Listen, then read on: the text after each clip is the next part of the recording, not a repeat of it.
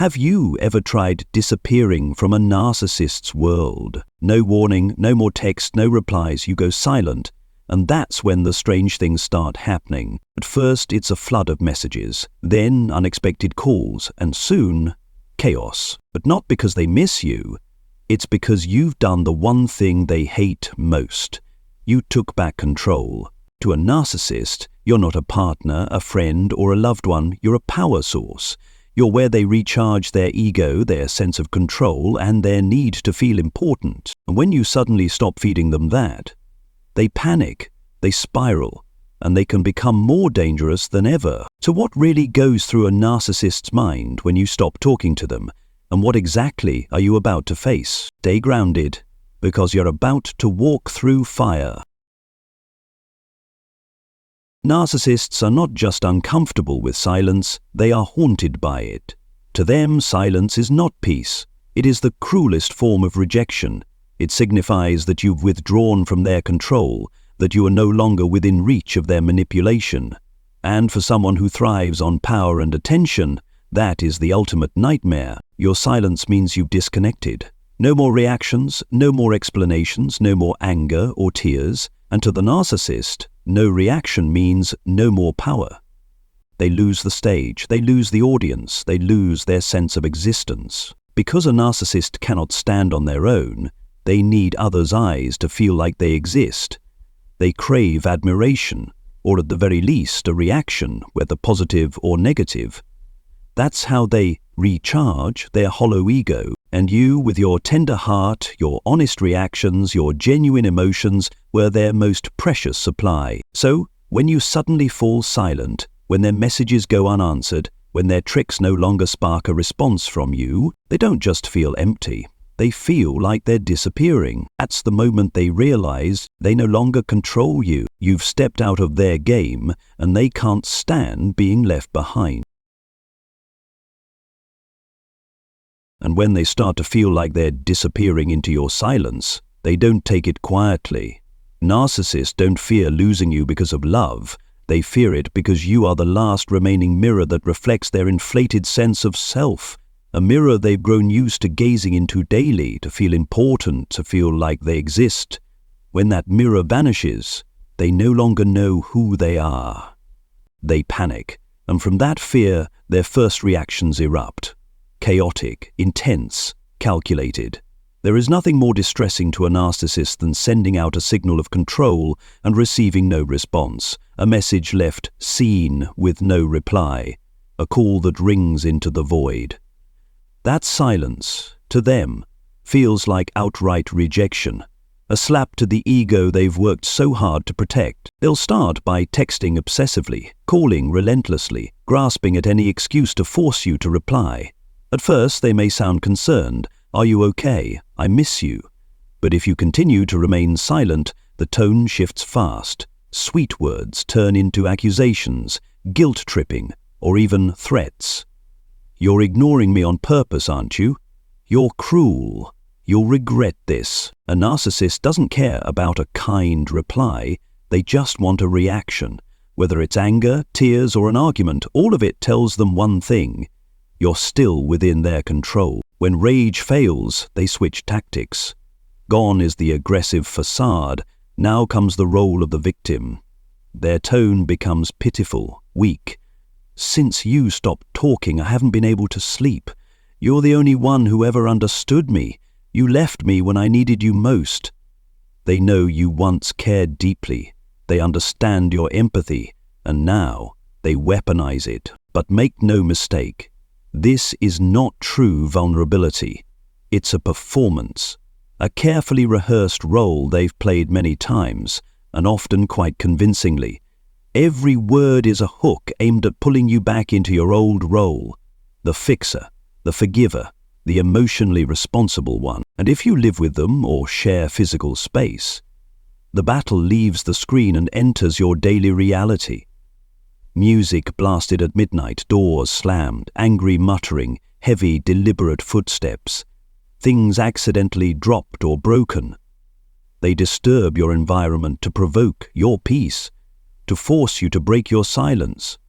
Because they know, while you may endure emotional coldness, sustained chaos is harder to bear, and in many cases, this chaos doesn't just target you, it affects everyone nearby, children, family, neighbors. That too is part of their strategy. Isolate you, overwhelm you with guilt, make you feel responsible for fixing the situation by re-engaging.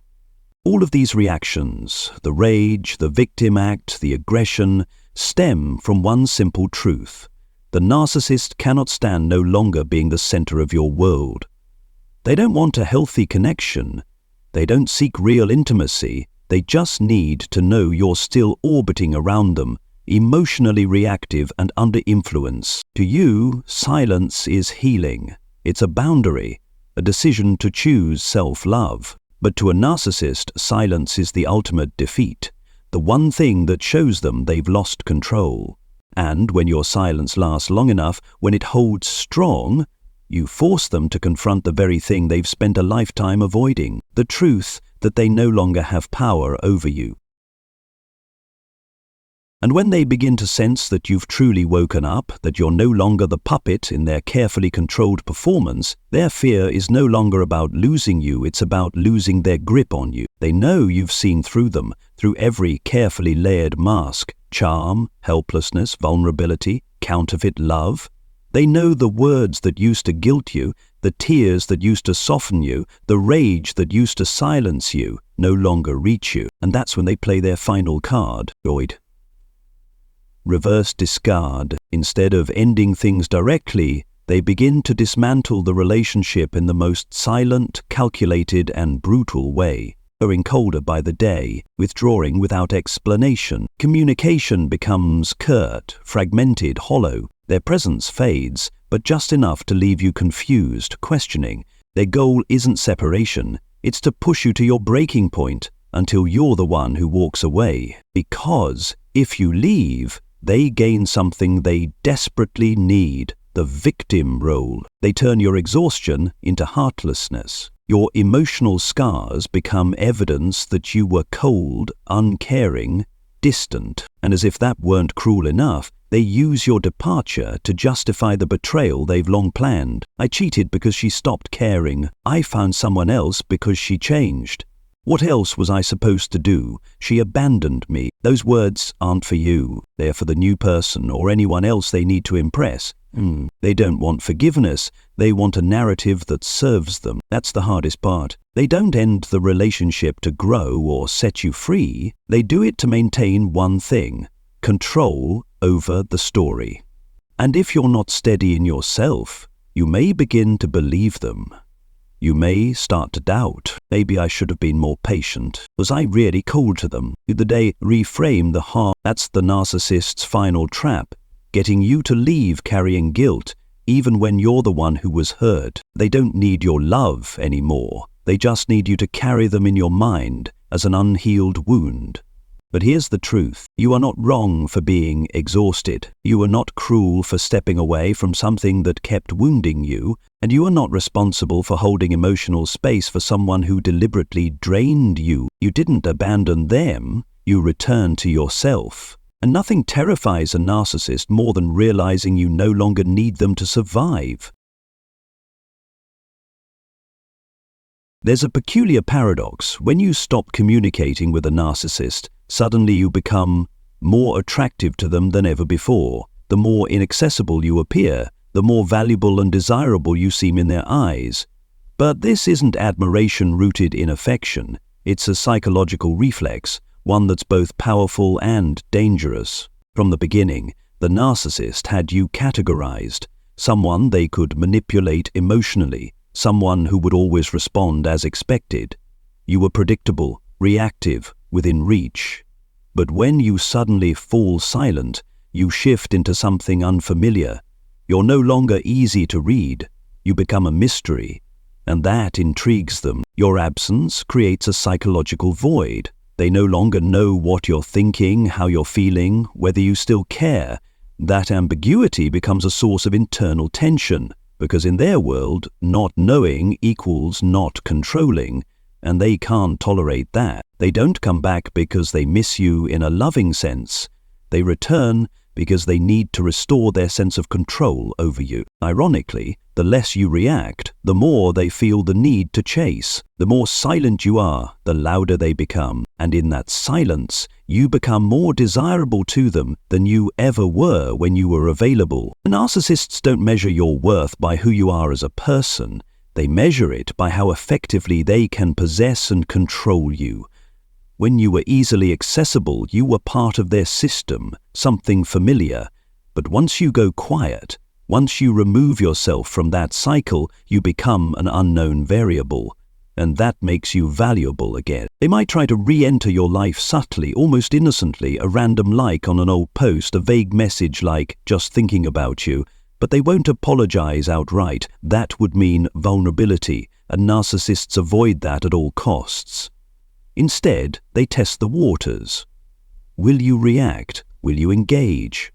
Are you still reachable? If you respond, even with something as small as a you've just confirmed their influence, and just like that you've lost the allure your silence created. But if you don't respond, they spiral deeper into insecurity.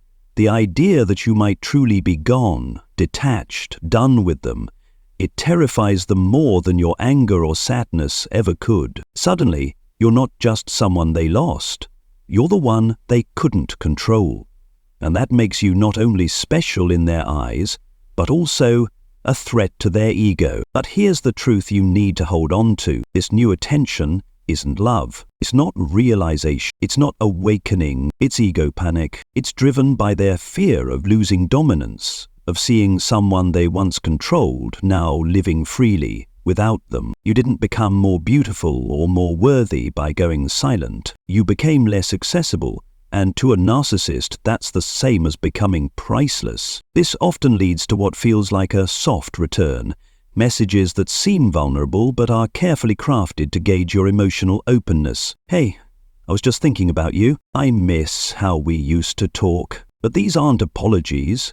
They're tests. If you engage, they'll know they still have an open door. If you don't, they might lash out, blame you, or retreat completely, just to preserve their pride. What's dangerous is that this new attraction can feel flattering. You might even wonder if they've changed, if they truly see your worth now.